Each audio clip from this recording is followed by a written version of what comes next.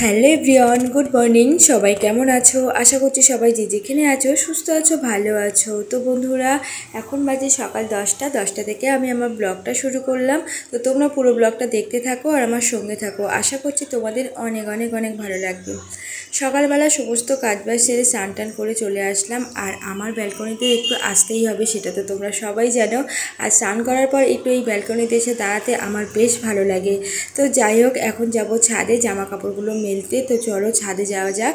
আর এদিকে দেখো, আমার সোনা বাবা সবে ঘুম থেকে উঠে আমাকে বলছে, মা তুমি কোথায় যাচ্ছ? আমি বললাম, বাবা আমি ছাদে যাচ্ছি। তখন আমাকে কি বলছে জানো? বলছে, মা ছাদে যেও না, বড্ড রোদ, তোমার মাথা ঘুরবে। মানে ও যে এতটা খেয়াল রাখে, এটা শুনেই সত্যি আমার খুবই ভালো লাগছে। তো চলো এখন যাওয়া যাক ছাদে। আর সত্যি কথা বলতে সত্যি সকাল 6টা থেকে এতটা পরিমাণে রোদ উঠে যায়, তোমাদেরকে কি বলবো। আর সত্যি ছাদে আমাদের কোনো সেই রকম আশেপাশে গাছপালা না থাকায় পুরো রোদটা আমাদের ছাদে পড়ে। তো যাই হোক, ছাদে তো জামা কাপড়গুলো এখন মেলে দিলাম। আমাদের বাড়ির বউদের যতই কষ্ট হোক না কেন, যাই হোক না কেন, আমাদের সব কাজগুলো কিন্তু গুছিয়েই করতে হবে। আর না করলে, যদি তুমি কোনো কাজ ফেলে রাখো যে আজকে শরীর ভালো লাগছে না, আজকে করবো না, তার জন্য কিন্তু কথা শুনতে হয় যে তুমি বাড়ির কোনো কাজই করো না।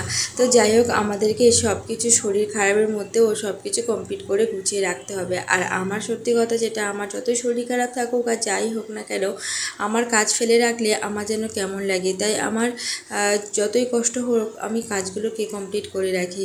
তো দেখো, এদিকে আমার জামা কাপড়গুলো সব মেলে দেওয়া হয়ে গেল। এখন যাব ছাদে, আর সরি নিচে।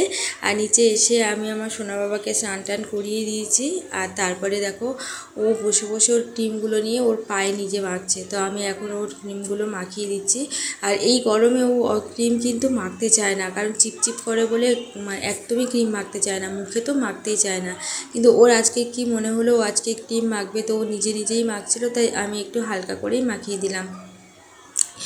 তো দেখো, ওকে এখন যেহেতু এখন 10:30, এই 11টা 11:30 মতো বেজে গেছে। তো এই গরমের মধ্যে ওকে আর বেলা করে স্নান করাই না, ঠিক এইরকমই 11টা 11:30টার মধ্যে স্নান করিয়ে দিই। আর এই সময় একটু ওকে খাইয়ে দিই, আবার ওকে 2:30 3টের দিকে একবার খাইয়ে দিই, তারপর ঘুম পাড়ায়।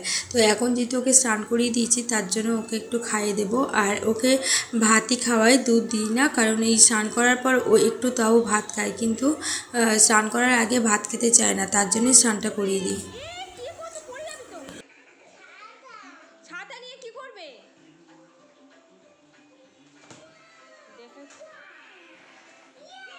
স্কুলে যখন যাবে তখন ছাতা নিয়ে যাবে বাবা, ছাতাটা ভেঙে যাবে তো। আমার বাবানকে সব কিছু রেডি করাচ্ছি, আর এদিকে দেখো রান্নাও করছে। এদিকে ওকে রেডি করাতে, স্নান করাতে, ওকে রেডি করাতে এদিকে আমার ভাতও হয়ে গেছে। ভাতটাকে এখন উপর করে দেব। আর তারপরে তরকারি জল দিয়ে ওকে খাওয়াতে যাব। আর এর মধ্যে দেখো, আমার তরকারি কষাও হয়ে গেছে। তো কিছু আগের দিনের কিছু মাছের তরকারি বেঁচে আছে, তো সেই মাছের তরকারি এর মধ্যে দিয়ে দেবো। তো তার জন্য শুধু আলু দিয়েই করলাম। তো যাই হোক, এখন ওকে চলে আসলাম খাওয়াতে। আর ওর খাওয়াতে দেখো কতটা পরিমাণে আমার কষ্ট হয়। মানে ও খেতেই চায় না, যা হোক করে অনেক কিছু বুঝিয়ে বাজিয়ে ওকে খাওয়াতে হয়। ওকে খাওয়াতে খাওয়াতে এদিকে আমার রান্নাটাও পুরো কমপ্লিট হয়ে গেছে। তো যাই হোক, চলো কী রান্না করেছি তো দেখো। দেখো বন্ধুরা, এদিকে আমার রান্না বান্না কমপ্লিট। আর আজকে করেছি আম ডাল। আর এদিকে আছে, ও প্রচণ্ড গরম, ধরতেই পাচ্ছি না। আর এদিকে আছে মাছের তরকারি। তো কালারটা হয়তো কেমন লাগছে, কিন্তু এইরকমই নয়, কালারটা খুবই সুন্দর হয়েছে। মাছের তরকারি আর আম ডাল। তো চলো, এখন কাজ আছে। এদিকে দেখো, আমি গ্যাস ট্যাসগুলো একটু মুছে পরিষ্কার করে রেখেছি। এবার রান্নার বাসনগুলো মাজবো। রান্নাবান্না তো কমপ্লিট করে ফেলেছি। তারপরে আমি ভাবলাম যে দুপুরের বাসনগুলো না রেখে এখনই সঙ্গে সঙ্গে মেজে নিই, তাই দুপুরের বাসনগুলো নিচে নিয়ে চলে আসলাম। আর আমাদের উপরের বেসিনের কলটা খারাপ হয়ে গেছে, তার জন্য একটু অসুবিধা হচ্ছে। কারণ উপরের বেসিনের কল ঠিক থাকলে আমার ওখানেই আমি আস্তে আস্তে সব মেজে নিই। আর যেহেতু খারাপ হয়ে গেছে, ওই জন্য সমস্ত বাসনগুলো আমার নিচে এনেই মাজতে হয়। তো চলো, এখন আমি সমস্ত বাসনগুলো এখন মেজে নিই।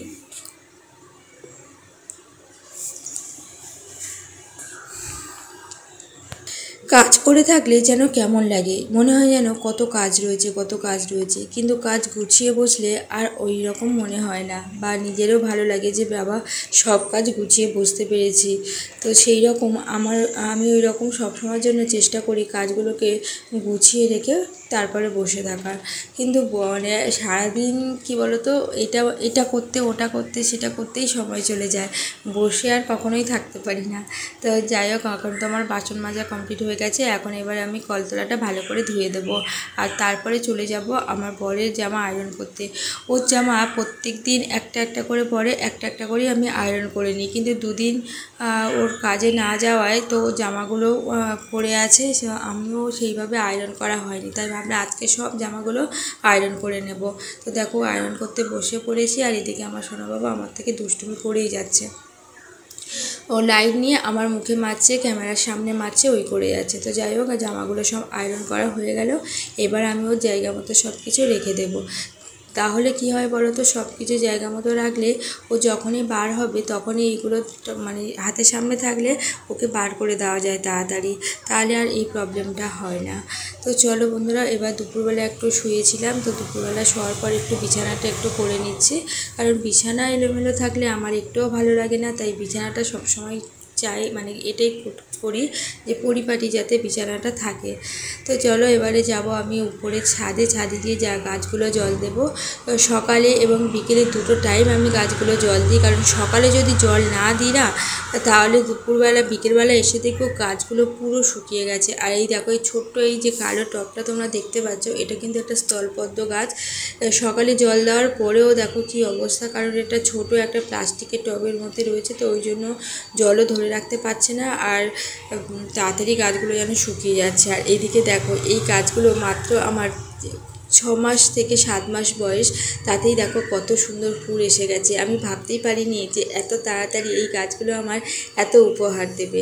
আর এই গাছটা যেন কলকাতায় গেছিলাম, কলকাতা থেকে আসার সময় এই গাছটা ভরে ফুল ফুটেছিল, তাই সেখান থেকে একটা ডাল নিয়ে এসেছিলাম। তো বন্ধুরা, ভিডিওটা এই পর্যন্ত তোমাদের কেমন লাগলো তোমরা কিন্তু অবশ্যই কমেন্টে জানিও, আর ভালো লাগলে প্লিজ তোমরা আমার পাশে থেকেও আমাকে অনেক সাপোর্ট করো। দেখা হচ্ছে নতুন একটা ভিডিও।